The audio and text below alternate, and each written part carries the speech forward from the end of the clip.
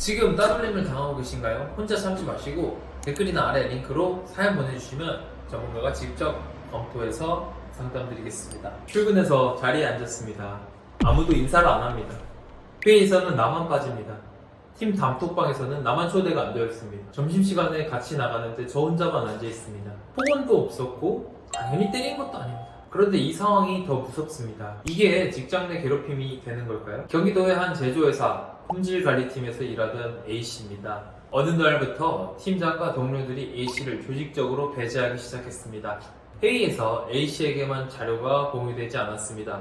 업무 지시가 다른 사람을 통해 간접적으로 전달이 되었고 회식, 각종 행사, 단체 활동에서 A씨만 제외가 됐습니다. A씨는 6개월간 이 상황을 참다가 고용노동부에 신고했습니다. 그리고 법원에서는 직장 내 괴롭힘으로 인정을 받았습니다. 따돌림은 눈에 보이지 않아서 더 무서운 괴물이라고 생각합니다. 하지만 법원이 인정하는 기준은 명확합니다. 오늘은 그 기준과 증거 확보를 하는 방법에 대해서 알려드리겠습니다.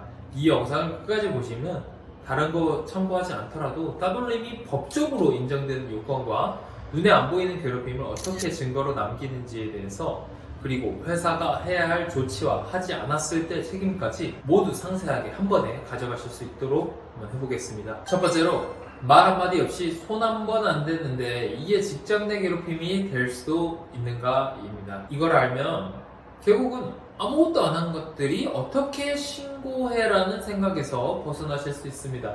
따돌림도 엄연히 법적으로 싸울 수 있는 불법의 영역입니다.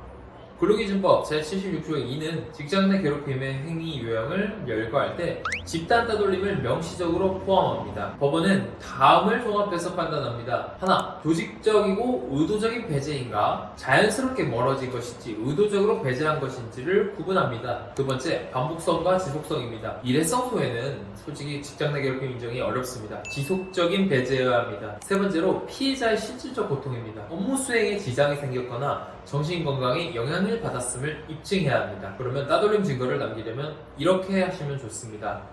첫 번째, 배제된 상황을 날짜별로 구체적으로 기록하시면 좋습니다. 몇 월 며칠 팀 회의에 나만 제외됐다.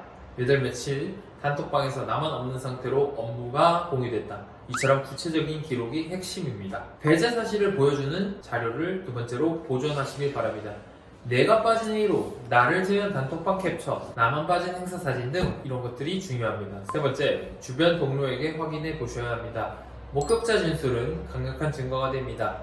업무를 아예 안 주는 경우 하루 종일 당연히 할 일이 없습니다. 이게 괴롭힘일까요? 아니면 회사의 인사권? 이걸 알면 업무 박탈이 괴롭힘으로 인정될 수 있는 조건을 알 수가 있습니다. 그냥 앉아서 시간만 보내는 상황, 법적으로 대응하실 수 있습니다. 법원은 업무 배제가 괴롭힘인지 인사권 행사인지를 이렇게 구분합니다. 인사권 행사로 보는 경우는 업무 영향 문제나 조직 개편, 정당한 징계 절차 등 합리적인 이유가 있어야 됩니다. 반면에 괴롭힘으로 보는 경우는 특정 일을 아무 업무와 상관없이 의도적으로 몰입시키려는 목적이 있거나 다른 직원과 비교해서 합리적인 이유 없이 나만 배제될 때, 배제와 함께 언어적 모욕이나 기타 괴롭힘이 병행될 때입니다. 핵심은 하나입니다. 합리적인 이유가 있는가입니다. 만약에 업무 배제에 대응하시려면 이렇게 하시면 됩니다. 첫 번째로, 회사에서 서면으로 업무 지시를 요청하시기 바랍니다. 제가 담당할 업무를 명확하게 지시해 주시기 바랍니다. 이 요청과 함께 회사의 무응답을 기록으로 남기십시오. 두 번째, 다른 동료의 업무량과 비교해서 자료를 모으시면 좋습니다. 나만 유독 일이 없다라는 사실이 차별적 배제의 증거가 됩니다. 세 번째로, 이 상황이 지속되면 고용노동부에 진정을 접수하시면 좋습니다. 직장 내 괴롭힘 신고와 함께 근무 환경 개선을 요청하실 수도 있습니다. 그러면 따돌림으로 인한 피해는 어떻게 보상받을까요? 따돌림과 업무 배제로 극심한 스트레스를 받았습니다. 병원도 다녀왔고 이 피해를 실제로 보상받을 수 있을까요? 이걸 아시게 되면 당연히 정신적 고통도 금전적으로 배상받을 수 있다는 것을 알게 됩니다. 그냥 따돌렸으니까 끝났으니까 참고 끝내는 게 아닙니다. 따돌림으로 인한 손해배상 청구는 두 가지 경로로 진행될 수 있습니다. 첫 번째로, 가해자 개인에 대한 불법행위 손해배상 청구입니다. 민법 제750조에 따라 치료비, 위자료, 일을 하지 못했다면 일실소득까지 청구할 수 있습니다. 두 번째로, 회사에 대한 사용자 책임입니다. 회사가 만약에 따돌림을 알면서도 방치했다면 민법 756조에 따라 회사도 배상 책임을 집니다. 또한 신고 후에 회사가 적절히 조치를 취하지 않은 경우에는 고용노동부에서 과태료 부과와 함께 손해배상 근거도 될 수 있습니다. 그러면 피해 보상을 받기 위한 순서는 다음과 같습니다. 1단계 증거를 확보하시고요. 따돌린 기록, 진단서, 치료비 영수증을 모두 모으시길 바랍니다.